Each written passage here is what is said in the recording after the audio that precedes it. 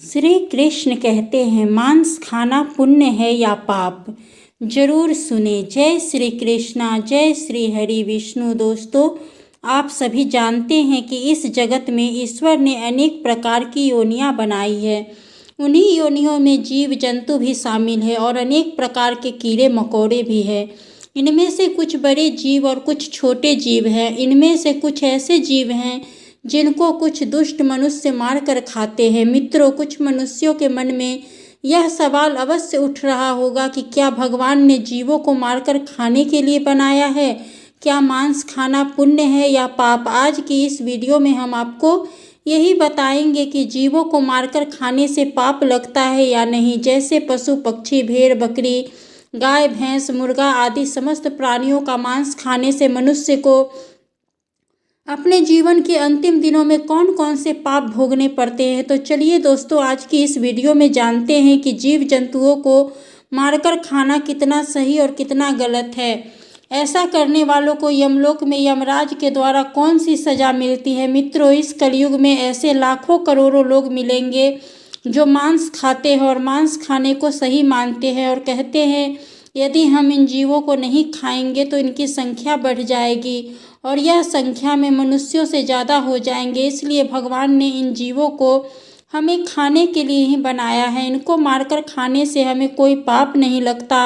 और कुछ लोग ऐसा भी है जो जीव को मारकर खाने को पाप मानते हैं। उनका कहना है कि मांस खाने से पाप लगता है। मांस खाने वालों की पूजा आराधना ईश्वर स्वीकार नहीं करते। उन्हें कुंभी पाक नरक में कठोर से कठोर सजा मिलती है। प्रिय मित्रों, आज मैं आपको एक बहुत ही सुंदर कथा के माध्यम से सुनाऊंगी कि मांस खाना मनुष्यों के लिए कितना सही है और कितना गलत, और भगवान प्रभु ने मांस खाने वालों के बारे में क्या बताया और उन्हें नरक लोक में कौन कौन सी सजा मिलती है। एक बार की बात है, भगवान कृष्ण द्वारका नगरी में अपने सिंहासन पर विराजमान थे। तभी उनके पास देवी सत्यभामा व्याकुल मन से आती है और भगवान श्री कृष्ण से कहती है, हे प्रभु, आज जब मैं द्वारका नगरी में अपनी सखियों के साथ भ्रमण कर रही थी तो मैंने देखा कि कुछ दुष्ट मनुष्य छोटे छोटे असहाय जीवों को मारकर उन्हें अपना भोजन बना रहे हैं। प्रभु, यह देखकर मेरे मन में एक प्रश्न उठ रहा है और मैं चाहती हूँ कि आप मेरे प्रश्न का उत्तर दें। तो भगवान श्री कृष्ण ने कहा, हे देवी सत्यभामा, तुम्हारे मन में कौन सा प्रश्न उठ रहा है? मुझे निश्चिंत होकर बताओ, मैं अवश्य आपके प्रश्न का उत्तर दूंगा। तो देवी सत्यभामा ने कहा, हे प्रभु, क्या छोटे छोटे निर्दोष जीवों को मारकर खाना मनुष्य के लिए पाप है या पुण्य है? श्री कृष्ण ने मुस्कुराते हुए कहा, देवी, मैं आपके इस प्रश्न का उत्तर एक पौराणिक कथा के माध्यम से देना चाहता हूँ। इस कथा को सुनकर तुम्हें पता चल जाएगा कि मांस खाना पाप है या पुण्य। फिर देवी सत्यभामा उत्सुकता से बोली, प्रभु आप कथा सुनाइए, मैं कथा सुनने के लिए व्याकुल हो रही हूँ। दोस्तों, भगवान श्री कृष्ण ने कहा, देवी सत्यभामा, प्राचीन काल में चंद्रपुर नाम का एक गांव था। उस गांव में एक धनवान व्यक्ति रहता था। उसके घर में धन धान की कोई कमी नहीं थी। एक दिन उसने तीर्थ यात्रा पर जाने की सोची। तीर्थ यात्रा पर जाने से पहले उसने अपने घर में एक विशाल भंडारे का आयोजन किया और गांव के सभी लोगों को उस भंडारे में आमंत्रित किया। गांव के सभी लोग भंडारे में भोजन करने के लिए उसके यहाँ आए। उस धनवान व्यक्ति ने भंडारे में 2 तरह के भोजन बनवाए थे, एक शाकाहारी भोजन और दूसरा मांसाहारी भोजन। मांसाहारी भोजन में उसने बकरी, मुर्गा, मछली आदि बनवाया था और सभी गांव वालों को बकरी, मुर्गा और मछली का मांस परोसा गया और गांव वालों ने बहुत स्वाद से खाया। और जो लोग मांस खाना पाप मानते थे उन्होंने शाकाहारी भोजन खाया। और सभी गांव वालों के भोजन करने के बाद उस धनवान व्यक्ति ने जब यह देखा कि कुछ गांव वालों ने तो भोजन में मांस मछली परंतु कुछ लोगों इसके हाथ भी नहीं लगाया, और यह देखकर उस धनवान व्यक्ति ने सभी गांव वालों को एक जगह पर बुलाया और कहा कि मेरे प्रिय वासियों, मैंने आप सभी को यह बताने के लिए एकत्रित किया है कि यह मांस, मछलियाँ और छोटे जीवों को ईश्वर ने हमें इंसानों को खाने के लिए ही बनाया है ताकि हम उनको मारकर खा सके। और ईश्वर ने अन्य भोजन के साथ साथ मनुष्यों को खाने के लिए मछलियाँ और कई तरह के छोटे छोटे जीवों को जन्म दिया है। उस धनवान व्यक्ति की यह बात सुनकर सभा में बैठा एक 17 वर्षीय लड़के ने कहा, श्रीमान, आप गलत कह रहे हैं। उस नवयुवक ने लड़के की बात को सुनकर वहां उपस्थित सब गांव के लोग आश्चर्यचकित हो गए और उनकी तरफ देखने लगे। तभी उस धनी व्यक्ति ने कहा, बेटा तुम्हारे कहने का मतलब क्या है? तब उस लड़के ने बहुत ही सरल स्वभाव में कहा, श्रीमान जी, इस संसार में समस्त जीवों को परमात्मा ने बनाया है, लेकिन इनको मारकर खाने के लिए नहीं, बल्कि इनको अपना जीवन जीने के लिए। और यह छोटे छोटे जीव भी पृथ्वी पर रहने वाले मनुष्यों की तरह ही जन्म लेते हैं और मनुष्य की तरह ही इनकी भी मृत्यु होती है। और जिस तरह हम मनुष्यों को चोट लगने पर पीड़ा होती है, उसी तरह इन्हें भी पीड़ा होती है। और इस संसार में कोई भी प्राणी किसी अन्य प्राणी से श्रेष्ठ नहीं है, बल्कि सभी जीव जंतु और मनुष्य समान है। वह अलग बात है कि ईश्वर की कृपा से मनुष्यों की बुद्धि ज़्यादा विकसित है और जीव जंतुओं की कम, लेकिन इसका मतलब यह नहीं कि आप ज़्यादा शक्तिशाली हैं तो आप अपने से कम शक्तिशाली वाले जीव को मारकर उन्हें अपना भोजन बनाए। श्रीमान जी, यह कहना गलत है कि ईश्वर ने छोटे जीवों को हमें खाने के लिए बनाया है। हम अपने स्वाद के लिए और अपनी जीविका के लिए और भी चीज़ें खाकर अपना पेट भर सकते हैं। ईश्वर ने हमें जीव जंतु से अधिक बुद्धि दी है। इसका मतलब यह नहीं कि हम अपने शरीर के पोषण के लिए किसी को भी मारकर खा सकते हैं। यदि कोई जीव जंतु आपसे कमज़ोर है तो इसका मतलब यह नहीं कि आप उन्हें मारकर खाओगे और भगवान ने उन्हें आपके खाने के लिए बना दिया।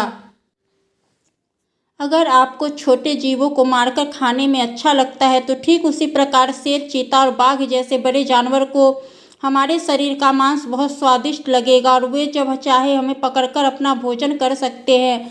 तो इसका मतलब यह कदापि नहीं कि ईश्वर ने हमें शेर, चीता और बाघ को भोजन के लिए बनाया है। यदि आप ऐसा मानते हैं कि मुर्गा, मछली, भेड़, बकरी को भगवान ने हमारे भोजन के लिए बनाया है, तो फिर शेर, चीता, बाघ से अपनी रक्षा क्यों करते हो? भगवान ने आपको भी तो उसके भोजन के लिए बनाया है, तो आप शेर, चीता और बाघ जैसे जानवरों से खुद को क्यों बचाते हो?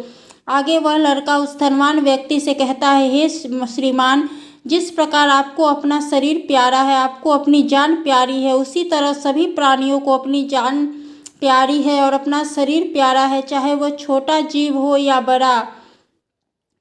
मनुष्य अपने आप को सभी जीवों से श्रेष्ठ समझता है, परंतु वास्तव में यह मनुष्य कभी कभी मूर्खों वाली काम करता है। यह दुष्ट मनुष्य अपने से छोटे जीवों को मारकर खाते हैं। मित्रों, इस तरह उस नवयुवक लड़के की बात सुनकर उस धनवान व्यक्ति का मुंह बंद हो गया और वह सभा के सामने बहुत लज्जित हुआ और गांव के सभी लोग उस लड़के की इन बातों से सहमत हो गए। और फिर भगवान श्री कृष्ण ने देवी सत्यभामा से कहा कि देवी, मैं तुम्हें भगवान शिव जी का एक और उपदेश सुनाता हूँ। इस उपदेश को स्वयं भगवान शिव जी ने माता पार्वती को सुनाया था। हे देवी, इस उपदेश को सुनने के बाद आपको पता चल जाएगा कि मांस खाना पाप है या पुण्य। तो देवी सत्यभामा ने कहा, सुनाइए प्रभु, इस कथा को पूरा मन लगाकर सुनना नहीं तो कथा आपकी समझ में नहीं आएगी, क्योंकि आधी अधूरी कथा सुनने वाले लोग ही मांस, मछली और छोटे जीवों को मारकर खाते हैं। जो कथा को पूरी सुनता है वह जीवन में ऐसा पाप कभी नहीं करता और उसके घर में माता लक्ष्मी जी का वास करती है। मित्रों, कथा सुनते हुए भगवान श्री कृष्ण कहते हैं, कथा सुनाते हुए भगवान श्री कृष्ण कहते हैं, हे देवी, एक बार एक सन्यासी महात्मा जंगल में तपस्या कर रहे थे। तभी उनके पास एक छोटा सा मृग तेजी से भागता हुआ आया और उसके पीछे छुप गया। वह हिरण बहुत भयभीत था। उस भयभीत हिरण को देखकर सन्यासी महात्मा की तपस्या भंग हो गई और उन्होंने गुस्से में उस हिरण से पूछा, हे मृग, तुम इतने डरे हुए क्यों हो? तुम्हें क्या परेशानी है और किसके डर से तुम मेरे पीछे छुपे हुए हो?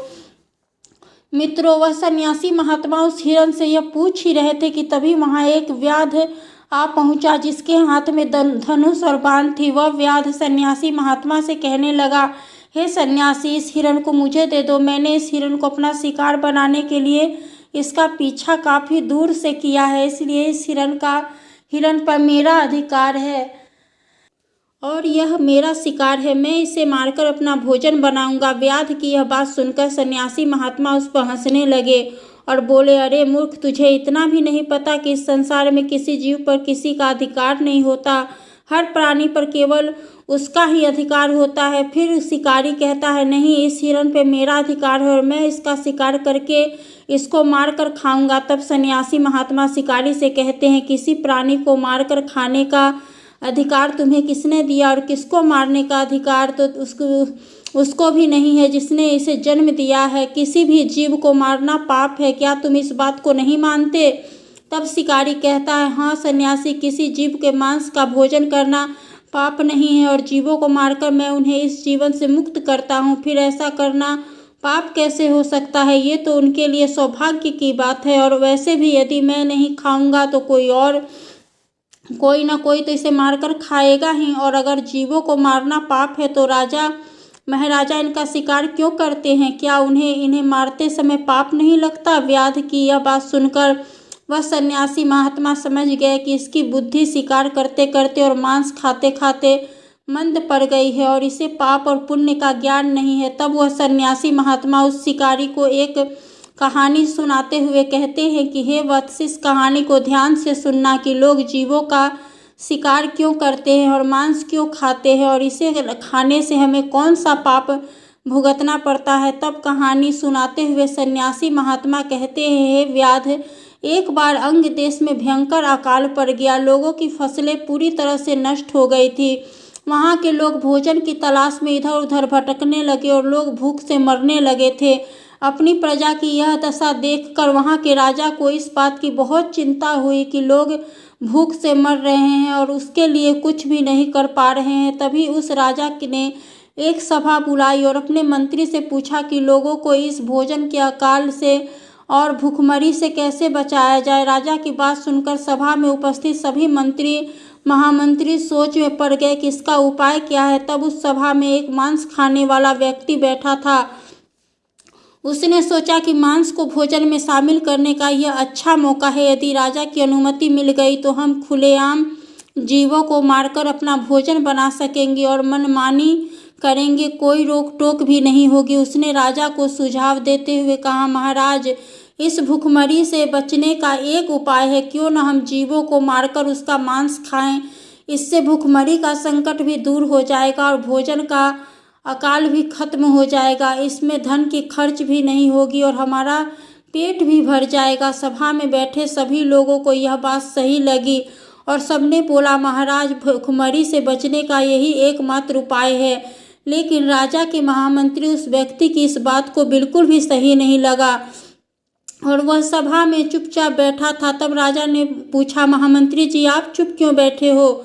तब महामंत्री ने कहा, महाराज, जीवों को मारकर खाना सही नहीं और मैं अपनी राय आपको कल दूंगा। और रात होते ही महामंत्री जी उस व्यक्ति के घर गए जिसने मांस खाने की बात कही थी और मंत्री ने उस व्यक्ति से कहा, भाई, आज शाम को अचानक से महाराज जी की तबीयत बहुत खराब हो गई है और वैद्य ने कहा है कि यदि राजा को किसी मोटे, ताजे और हष्ट-पुष्ट इंसान का थोड़ा सा मांस खाने को मिल जाए तो वे पूरी तरह ठीक हो जाएंगे और तुम मुझे हष्ट-पुष्ट और मोटे ताजे दिख रहे हो, इसलिए मैं आपका मांस लेने आया हूँ और मुझे विश्वास है कि आप राजा को बचाने के लिए हमें अपना मांस जरूर देंगे। यदि तुम हमें अपने शरीर से थोड़ा सा मांस दे दोगे तो महाराज ठीक हो जाएंगे। इसके बदले महाराज तुम्हें बहुत सारा धन देने के लिए तैयार हैं। महामंत्री की यह बात सुनकर वह आदमी बहुत डर गया और वह भागता हुआ अपने घर के अंदर गया और अपने घर से बहुत सी स्वर्ण मुद्राएं लाकर महामंत्री को दे दिया और कहा, महामंत्री जी, आप मेरे शरीर के मांस के बदले यह स्वर्ण मुद्राएं ले लीजिए और इन स्वर्ण मुद्राओं से किसी और का मांस खरीद लीजिए। फिर महामंत्री बोले, नहीं भाई, राजा ने आपका ही मांस लाने को कहा है क्योंकि आप बहुत हष्ट-पुष्ट और थोड़ा सा मांस देने से आपका कुछ नहीं बिगड़ेगा और राजा की जान भी बच जाएगी और इसके बदले महाराजा तुम्हें राजकीय सलाहकार के पद पर नियुक्त कर देंगे। यह सुनकर वह व्यक्ति महामंत्री के पैर पकड़कर बोला, मंत्री जी, मुझे माफ़ कर दो, मैं अपने शरीर का मांस नहीं दे सकता। इतना कहकर वह वहाँ से भागने लगा। मंत्री ने कहा, तुमको यहाँ से भागने की कोई ज़रूरत नहीं है। यदि तुमको अपना मांस नहीं देना तो मत दो, मैं तुम्हारी यह स्वर्ण मुद्राएं लेकर जा रहा हूँ। इतना कहकर महामंत्री वहाँ से चले गए और इसी प्रकार एक एक करके महामंत्री नगर के सभी घरों में गए और सबसे इसी तरह से अपने शरीर से थोड़ा मांस देने का आग्रह किया, लेकिन सबने मांस के बदले अपने अपने घर से लाकर स्वर्ण मुद्राएं दी। किसी ने 1 लाख तो किसी ने 3 लाख मुद्राएं दी, लेकिन अपने शरीर से मांस किसी ने नहीं दिया। फिर महामंत्री उन मुद्राओं को लेकर अपने घर चले गए और अगले दिन सुबह सुबह सारे लोग राजा को देखने उसके महल पहुँचे और महामंत्री भी उस मुद्राओं को लेकर राजा के दरबार में पहुँच गए और उन मुद्राओं को राजा के सामने रख दिया। इतना धन देखकर राजा बोले, महामंत्री जी, आप इतना सारा धन कहाँ से लाए हैं? तब महामंत्री ने राजा को मांस वाली पूरी बात बताई और कहा, महाराज, मैं इन लोगों के घर गया था और मैंने सबसे झूठ बोलते हुए कहा कि महाराज की तबीयत बहुत खराब है, उन्हें थोड़े धन से मांस की ज़रूरत है, और इस तरह करके सबके घर गया। सबने यही बात कही तो सबने मांस देने से मना कर दिया और सबने इसके बदले में यह धन और स्वर्ण मुद्राएं दी। फिर महामंत्री ने कहा, महाराज, अब आप ही इस बात का निर्णय लीजिए कि इन लोगों ने अपने शरीर का मांस देने से मना कर दिया और बदले में इतना सारा धन दिया, और यही लोग कल सभा में बोल रहे थे कि हम जीवों को मारकर उसका मांस खाकर भूखमरी से बच सकते हैं। आगे वह मंत्री कहता है, हे महाराज, जब इन मनुष्यों को अपने शरीर से थोड़ा सा मांस देने में इतनी तकलीफ होती है तो सोचिए उन जीवों पर क्या बीतती होगी जिन्हें यह निर्दय होकर मार देते हैं। महामंत्री की इस बात को सुनकर राजा को यह बात समझ आ गई कि हमें जीवों को मारकर नहीं खाना चाहिए। इस प्रकार वह सन्यासी महात्मा ने उस व्याध से कहा कि हे व्याध, यह कहानी सुनकर तुमको समझ आ गया होगा कि अपना शरीर सबको प्रिय होता है, चाहे वह कोई मनुष्य हो या कोई जीव। इस संसार में सबके प्राण उतने ही मूल्यवान होते हैं जितने कि आपके हैं, इसलिए हमें किसी को मारकर खाना नहीं चाहिए, क्योंकि यदि मनुष्य को कोई चोट पहुंचता है तो उसे बहुत दर्द होता है, परंतु यह दुष्ट मनुष्य अन्य जीवों को मारते समय एक पल भी नहीं सोचता और उन निर्दोष जीवों को बहुत ही बेरहमी से मार देता है। हे व्याध, जिस तरह तुम इस हिरण को मारने के लिए इसका पीछा कर रहे हो, यदि इसी तरह कोई तुमको अपना शिकार बनाए और तुमको मारकर खा जाए तो कैसा होगा? जिस दिन तुम्हारा शिकार कोई बड़ा जानवर करेगा, उस दिन तुम्हें दूसरों की जिंदगी की कीमत समझ में आएगी। दोस्तों, सन्यासी महात्मा की यह बात सुनकर उस शिकारी की आंखों में आंसू आ गए और बोला, हे महात्मा, मुझे क्षमा करना। आज मैं आपको वचन देता हूँ कि आज से मैं कभी जीवों को नहीं मारूंगा और मैं मांस खाना छोड़ दूंगा। तो दोस्तों, इस प्रकार से भगवान श्री कृष्ण ने देवी सत्यभामा को मनुष्य के जीवन की कड़वी सच्चाई बताई। कुछ लोगों को अभी भी यही लगता है कि मांस खाना पाप नहीं है। वे सोचते हैं कि मैं तो खरीद कर खाता हूँ इसलिए मुझे पाप नहीं लगेगा, पर ऐसा नहीं है। पाप सबको लगता है, चाहे आप खरीद कर खाएं या आप जीवों को मार कर खाएं। इसलिए हमें मांस नहीं खाना चाहिए, क्योंकि मांस खाने वाले व्यक्ति की प्रार्थना ईश्वर स्वीकार नहीं करते हैं। मित्रों, गरुड़ पुराण के अनुसार जो भी मनुष्य जीवों की हत्या करता है उन्हें नरक लोक में कठोर से कठोर सजा दी जाती है। तो दोस्तों, हम आशा करते हैं कि आपको यह ज्ञानवर्धक कहानी अच्छी लगी होगी। आप एक बार सच्चे मन से कमेंट बॉक्स में जय श्री कृष्णा, जय श्री हरि अवश्य लिखें। दोस्तों, वीडियो देखने के लिए आप सभी का बहुत बहुत धन्यवाद।